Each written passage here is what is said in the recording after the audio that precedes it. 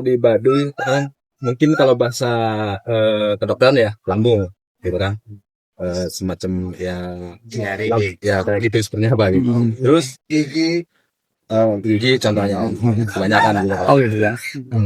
Terus kalau terus sebagai permintaan sih yang diceritain sama bapak tadi ya obat bisa ya itu ini paling utama ya. yang paling utama. Soalnya kan kalau di Baduy kan kebanyakan kan petani gitu ya, bukannya nyediain ya, tapi buat jaga antisipasi gitu. Iya. Gitu.